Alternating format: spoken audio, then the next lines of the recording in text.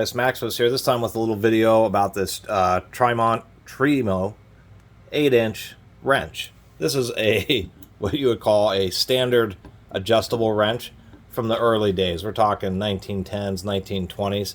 This is an early Trimont. This company started around, I believe, 1902, and then was around until the 1950s where they got sold out. They actually have a distinction. There's even a letter that has been published online. In the early days of the labor movement, Trimont was one of those companies that really had people working very long days. And so they had a dispute with the government because the government said any company that was supplying contract products to the government had a normal, quote-unquote, 8-hour workday, and then Trimont disputed that. Definitely had issues. This is a forged wrench, and this is from the same era, say, as the Billings. And these are what adjustable wrenches looked like before this style. You know, even though technically this style had been invented as well, it just wasn't popularized until Crescent basically showed everybody how great they are. These things, the modern ones, we'll say, or what became the standard, are a standard for several reasons. One of them is simply the fact that they use less material for an equivalent capacity and strength of wrench.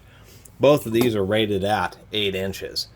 The second thing is simply the fact that when you're adjusting the jaw on an adjustable wrench, this angle here means whether you're working on a large or small fastener, you get the same amount of leverage.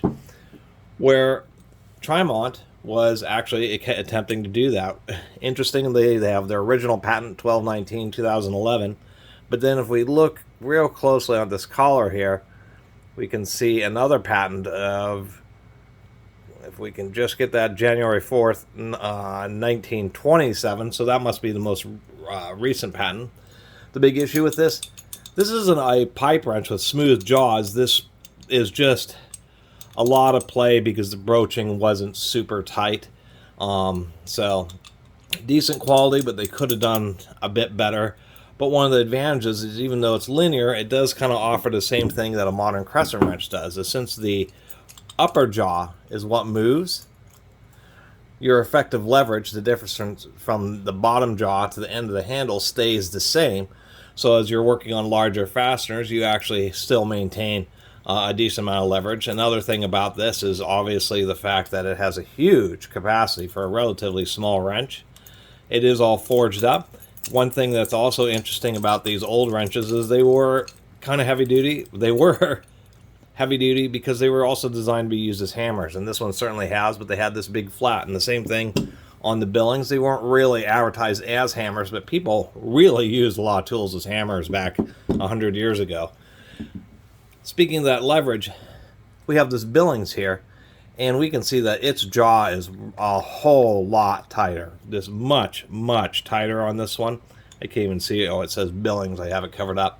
But the issue is as we work on larger fasteners, it's the lower jaw that moves. So we can see that the distance between the lower jaw and the end of the handle is now shorter when you're working on a big fastener, and actually you get more leverage the distance from the bottom jaw to the tip of the handle, the smaller the fastener that you're working on. So of course this style is a bit heavier duty and tighter, but unfortunately the larger the fastener you work on, you have this inverse effect where you actually get less leverage, and that was always the issue about them.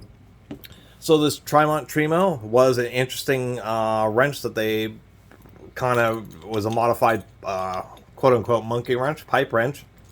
And so I kind of like the design. I like the little extra washer so you can actually tighten it down. Excuse me, pretty good.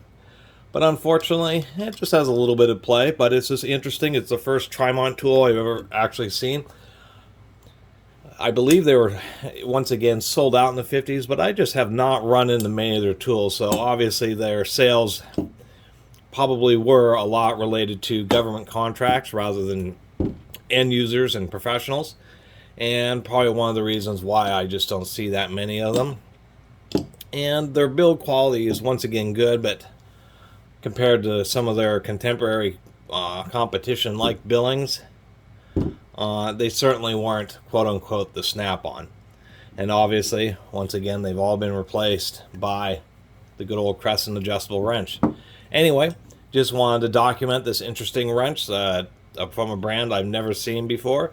And they really did like to brand it because we have Trimo there, Trimo there, Trimo there, and then we have Drop Forged right there.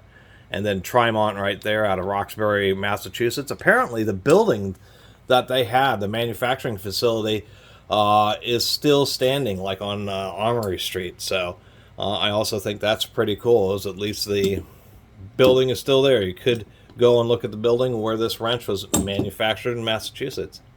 Anyway, I really appreciate everybody who's been watching and subscribing, and if you haven't subscribed, please do. Till next time, Catus Maximus out.